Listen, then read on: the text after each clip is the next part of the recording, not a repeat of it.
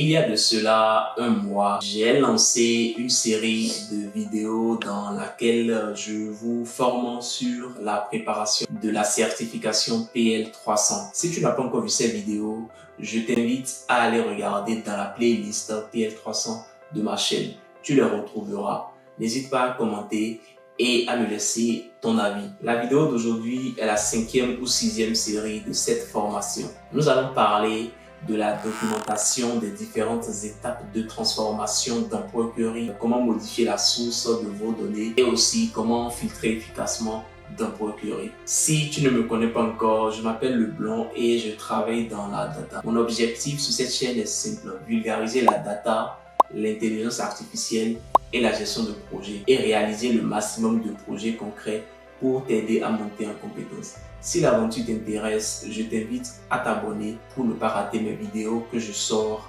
chaque semaine. Maintenant, nous allons passer sur mon écran pour que je vous explique ces différentes fonctionnalités de Query et vous montrer concrètement comment les utiliser. Donc, la première fonctionnalité que je vais vous montrer, c'est comment modifier la source de vos données, ou du moins comment modifier le chemin qui pointe vers la source de vos données. Ici, la source de chaque table est un fichier Excel. Imaginez par exemple, je déplace le fichier Excel client. Ça va impacter ma table client. On va faire ça. Donc là, je vais récupérer le fichier client. Je vais le couper d'ici et le mettre là. Donc, je vais faire coller et je repasse sur Power Query. Je quitte la table client et je reviens dessus. Et donc là, vous voyez la ligne, la barre au-dessus de la première ligne a changé de couleur. Je vous avais dit dans l'une des vidéos, je crois que c'était dans la première ou la deuxième, que lorsque la barre change de couleur, c'est qu'il y a un problème sur la table. Et ici, comme j'ai déplacé le fichier SL client. C'est pour cela que la barre a changé de couleur. Donc, je vais modifier le chemin qui pointe vers le fichier. Pour faire ça, vous pouvez utiliser soit la première étape des transformations ici, donc l'étape qui s'appelle source, ou bien vous pouvez utiliser paramètres de la source de données. Nous allons commencer par l'étape qui s'appelle source. Donc, assurez-vous d'être bien sur l'étape qui s'appelle source ici, là, et vous cliquez sur sur l'icône en forme d'engrenage. Donc, ce que je vais faire, je vais cliquer dessus. OK. Et du coup, il m'ouvre une fenêtre qui me montre le chemin qui pointe vers mon fichier. Et comme j'ai déplacé le fichier, je vais remettre le bon chemin. Je vais parcourir. Et donc là, je vais faire ça. Et je vais choisir le bon fichier. Donc là, j'ai modifié le chemin qui pointe vers le fichier et je vais faire OK. Vous allez voir qu'il n'y aura plus de problème sur ma table. Et voilà, la ligne, elle est redevenue verte. Donc, tout est correct maintenant sur la table. Donc ça, c'est la première façon de modifier le chemin qui pointe vers votre fichier source. Tout à l'heure, je disais que la deuxième façon de faire ça, c'est d'utiliser paramètres de la source de données. Donc, je vais repartir déplacer encore mon fichier. Là, je vais le couper et je vais le mettre dans le bon dossier. Donc là, je l'ai remis dans ce dossier-là et je retourne sur Power Query. Je quitte sur la table client, je me remets dessus. Et la barre a encore changé de couleur. Maintenant, nous allons utiliser paramètres de la source de données. Assurez-vous d'être toujours sur l'onglet Accueil et cliquez sur paramètres de la source de données. Il va m'ouvrir une fenêtre. Vous voyez, il m'a ouvert une fenêtre. Et ici, on voit le chemin de chaque fichier. Et ici, c'est le fichier client qui nous intéresse. Donc, je vais cliquer sur le chemin du fichier client et je vais faire changer la source. Et là, je fais parcourir. Je vais choisir le fichier client, ouvrir, je fais OK. Et là, je fais faire fermer. Là, je quitte sur la table, je me remets dessus et voilà. La barre, elle est redevenue verte. Donc, j'ai choisi bon chemin.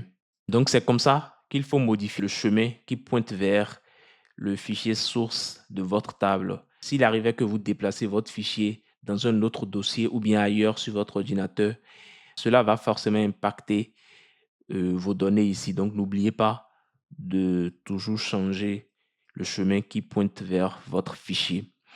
La deuxième fonctionnalité que je vais vous montrer, c'est comment filtrer efficacement vos données. Imaginez par exemple que vous voulez garder les noms, ici la colonne nom.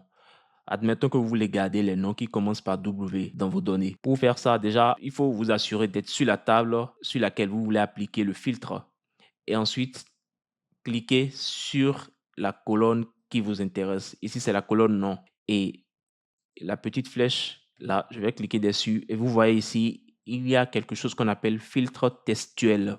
C'est ça qu'il faut utiliser pour filtrer efficacement. Là, le type de ma colonne, c'est du test. C'est pour ça que ici, ça s'appelle filtre textuel. Si le type était un entier, je crois que ici, ce sera filtre numérique. Mais là, on va tester les deux.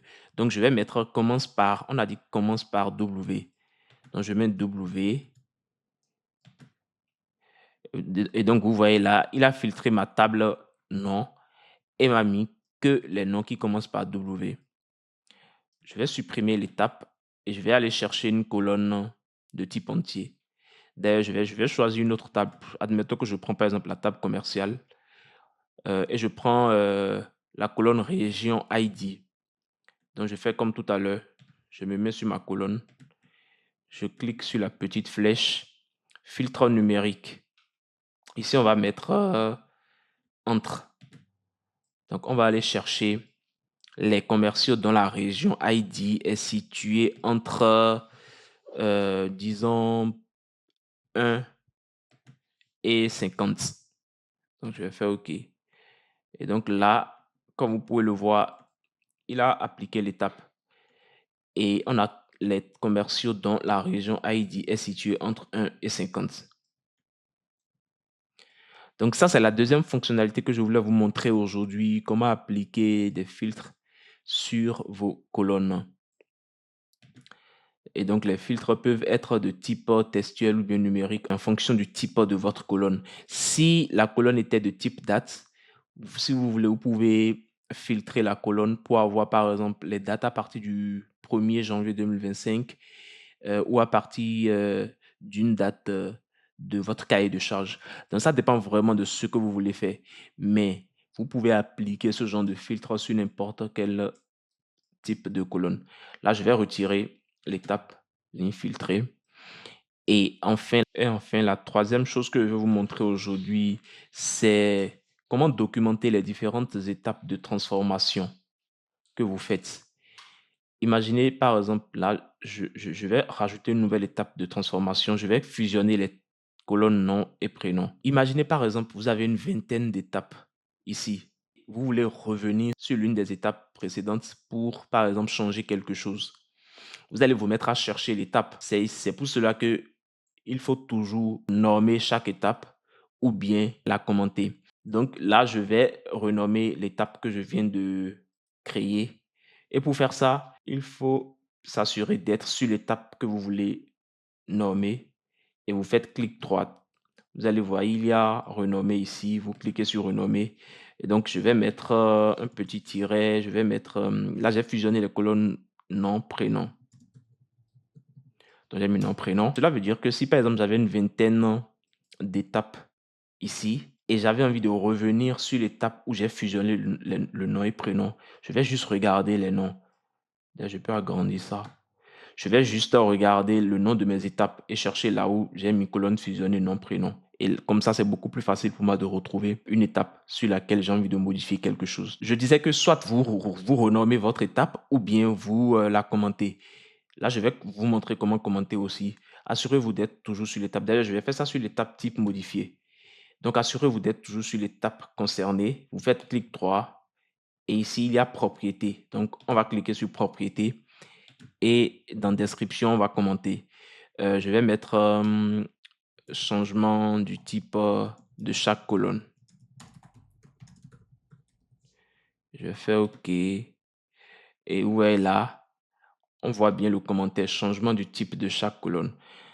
Donc voilà les 2 façons de documenter les différentes étapes de transformation que vous avez fait sur votre table d'Empower J'espère que vous avez compris et si vous avez des questions, n'hésitez pas à me les poser en commentaire, je n'hésiterai pas à répondre. Donc voilà les 3 choses que je voulais vous montrer aujourd'hui. Et surtout, n'oubliez pas que c'est en forgeant qu'on devient forgeron. C'est en pratiquant que vous développerez de vraies compétences et vous vous démarquerez. Alors, mettez en pratique toutes vos connaissances dans des projets concrets pour monter en compétences. Et surtout, n'oubliez pas de vous abonner pour m'encourager et on se retrouve très bientôt. À plus.